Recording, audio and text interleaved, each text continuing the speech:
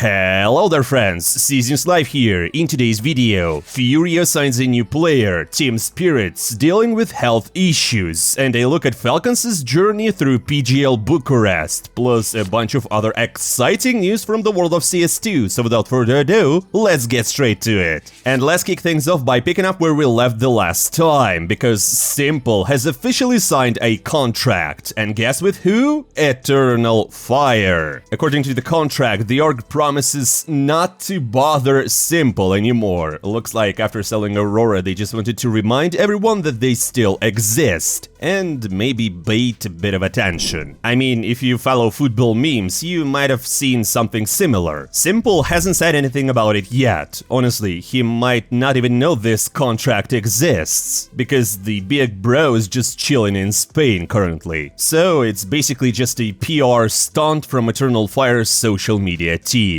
Now, if we're talking about unexpected roster moves, we definitely have to mention this one, because FURIA is officially building an international lineup. And this is no joke, because first they kicked Cello to pick up a Kazakhstani player from Amkal. That's right, the young Oper Molodoi is now representing the Brazilian team. At first, rumors were pointing towards DJT or M0NESY joining the team, but the talks didn't reportedly fall through over salary disagreements. In the end, FURIA made a bold move by signing a Kazakhstani player who doesn't speak a word of Portuguese. He will be communicating with the team in English, which will definitely be a challenge at first, but the FURIA players seem chill about it. Fallen even said that having a new player opens up more options for future changes. He also added that this is just the beginning of FURIA going international, and soon there might be only a couple of Brazilians left on the roster. One more fun detail, the new player instantly got a popularity boost. His completely empty X account gained over 3,500 followers, and the fans have already started flooding the comments with support, although they've been butchering his nickname, calling him Mota Boy or even Molotov. While the truth is, his nickname quite easily translates to young, because Molodoi is young in Russian. Anyways, it's a fun thing to follow. Now let's continue with the changes, because here's another big one. Team Spirit has officially pulled out of the upcoming IM Melbourne, and Complexity will be taking their spot. At first, most fans thought that Spirit just needed a short break for practice, like they've done before, or maybe they didn't want to waste the team's energy on a long flight, you know? Because it's Australia and all that. No offense. But the real reason turned out to be more serious. So according to the org itself, the withdrawal was due to players' health. Shortly after, Spirit started searching for a doctor, and not just any doctor. The job listing said that they're looking for someone with a university degree and at least 6 years of experience, with a background in working with athletes, preferably rehab skills, and fluency in English with knowledge of professional terminology, with bonus points if they speak Serbian. On top of that, the doctor needs to be able to handle treatment plans, prevention, recovery, and understand the specifics of esports, or at least be ready to learn them. So far, Spirit hasn't revealed exactly what kind of health issues the players are dealing with, but one thing's clear, the org is taking it seriously and showing real care for their team. We just hope that everything's fine and Spirit are just being too cautious, which is right when it comes to health. We wish that they get back soon. And speaking of Team Spirit, we've gotta talk about their new bold approach to CS2, because the organization now officially has 6 different CS rosters. Yeah guys, you heard it right. 6. There's a team for players under 12 years old, one for under 14, 2 rosters for under 16, the main academy team, and of course the main roster. It's basically a model straight out of traditional football, where clubs grow their own stars from the ground up. In the past, academy players were seen just as maybe future pros, but Spirit's taken a step further, investing in talent way earlier. This setup helps them keep young prospects in their system, train them properly, and build up strong future lineups. All academy rosters will now be overseen by Sotfek, the current head coach of Spirit's main academy team. So I guess congrats on the promotion. Alright my friends, now let's move on to one of the spiciest storylines of the past week. Falcons' chaotic path to PGL Bucharest. It all started with them arriving at the tournament as clear underdogs, and to add fuel to the fire, rumors were flying around that M0NESY M0NESY would be joining the team soon, replacing Dexter, so you can imagine the morale on the team. Their first 2 matches went as expected. They lost to Complexity and Gamer Legion, and it was bad. The community was already writing them off, and the rumors about the potential roster changes started swirling. Things only escalated when people found out Kyousuke from Team Spirit Academy was looking to leave the team and join Falcons. And at that point, most fans assumed Falcons were mentally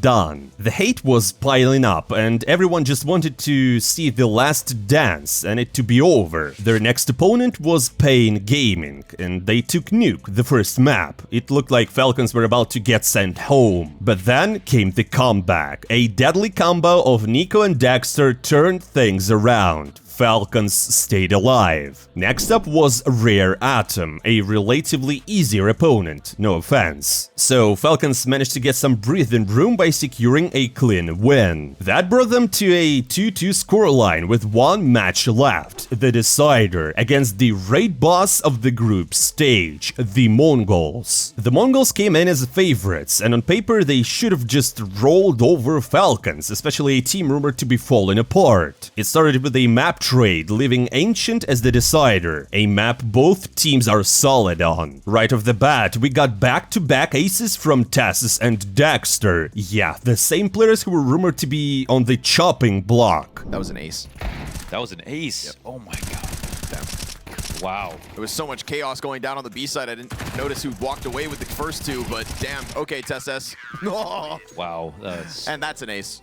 But aside from the hype, it didn't help much. The first and second halves both ended 6-6, which led to overtimes. And there, Falcons clutched up. Somehow they jumped on the last train to the next stage, overcoming the Mongols. Then, before the playoffs, m0NESY addressed his recent underperformance. He said that once Falcons become more stable, his form will follow. Next, in the playoffs, they were matched up against Gamer Legion, the same team that destroyed them in the groups, where Falcons barely got 3 rounds. It started rough again, with Falcons losing their own map pick, Train, 13-7. But they bounced back, they won Inferno, the very map they were crushed on earlier, and then they took Mirage to close out the series. Later that evening, Dexter low-key confirmed some of the rumors. During a stream with Booster, one of the Eastern European streamers, chat kept pushing. Booster asked a few spicy questions, and Dexter, clearly not thrilled with the situation, just rage quit in a bit of a mini drama. And then he came back to explain everything. The next date was a showdown with FaZe, another team dealing with some internal issues. And those issues showed right away. FaZe lost Nuke 4-13, a map they used to dominate on, although they did manage to take Ancient in overtimes.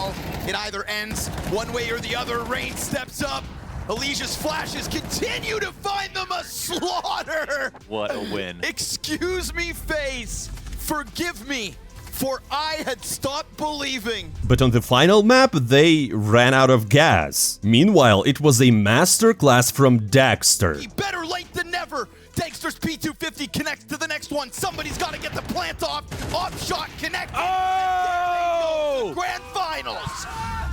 61 frags. Many people thought he was already halfway out the door, but he delivered. And here, my friends, no offense once again, but I just have to mention Brokey. 6 frags in 23 rounds on a deciding map. That was horrible, to be honest. So yeah, Falcons proceeded to the grand finals, and it was pure irony. Falcons versus G2, m0NESY versus his future team. Right away, people started calling it staged, saying that the final was rigged. But jokes aside, Falcons really came to show what a true last dance looked like. On Mirage, it felt like only one team showed up. G2 were nowhere to be seen. They didn't win a single round until the score was 7-0. The half ended 8-4 for Falcons. After switching sides, G2 won the pistol round, and that was pretty much it. The only real highlight was a round at 11-5, where m0NESY wildly accidentally knifed Nico through the smoke. Yeah, that happened. Next came Nuke. G2 started stronger this time, taking the first 3 rounds, but once Falcons got their economy going, it was one way. They ended the half 7-5, and after dropping 2 rounds post-switch, locked in their defense and won 6 in a row. Since it was a best of 5, the next map could be the deciding. It was ancient, and surprisingly, it started off close. At 4-5, Nico decided to remind his old teammates what they're missing, dropping a clean quadro. But after the side swap, it all fell apart for G2. The score hit 12-6, and things looked grim until Heavy God stepped up. He gave G2 a brief lifeline. Sadly for G2, it wasn't enough. Falcons sealed the win, taking the match and the tournament. Hunter's rotating over. Teases, what? How has he done that in this crucial round? Opens up with a brilliant headshot. Hunter up next. Magic's got the kill. And surely now this is it. G2 sent bodies through, but it won't be enough. Surely not enough. Hunts down Nico. M0NESY is taking the spot away from the AWPer that Falcons do not want. And he stays alive to grab it, but M0NESY to the headshot, there is no time, and Falcons have taken it. PGL Bucharest became the first and last trophy for this Falcons lineup, but not the last for the organization, it seems. It also marked a huge moment for Dexter, his first title ever. And to top it off, he was named the MVP of the tournament, even though he didn't show up in the top 5 of HLTV's rating, so that's kinda strange. I'm not against it, but it's not objective. Do you think, guys? Leave your thoughts in the comments below. After the tournament, emotions were running high on both sides. Nico said he was proud of the team. Despite all the ups and downs, they managed to win the whole thing. Dexter thanked the fans for the support and said he was happy to finally lift a trophy. Nico, final words. Champions!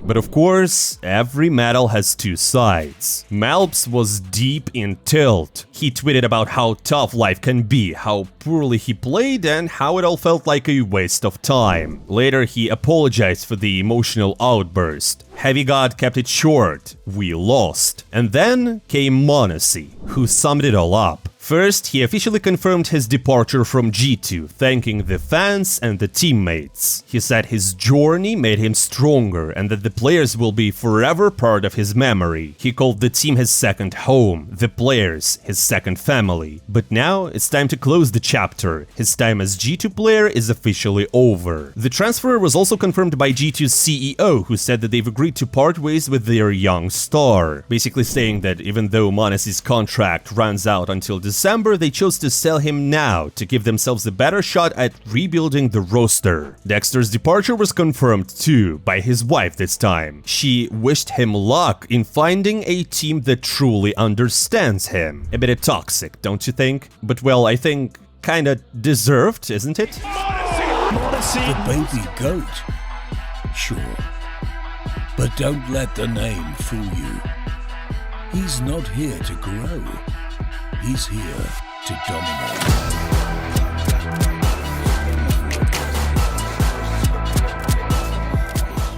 Anyways, now the big question is, who will replace M0NESY on G2? And sit if you're standing, because it's Pasha Biceps. He jokingly tweeted at Snacks, saying, maybe Hades is fast, but I've got experience, and I perform way better in finals. Of course, it's a joke. Probably, but I would love to see Pasha Biceps playing for G2, it would be hell of a fun. And guys, imagine a mini Virtus.pro reunion in 2025? Well, never say never. My friends, tell us what you think about this whole situation in the comments below. Who should G2 sign? Where should Dexter go? Maybe FaZe Clan? What's next for Falcons? Will they have a honeymoon or will it just end shortly? We've got a lot of questions, and I guess only time will tell. I also remind you that the major regional qualifiers are up. Today Europe starts, but I guess we will discuss it in the next episode. Thank you for watching. Don't forget to hit the like button to subscribe to the channel and leave a comment below. And if you don't want to miss out the latest CS2 news, make sure to hit the notification bell. I'm not saying goodbye for a long time, my friends. See you soon.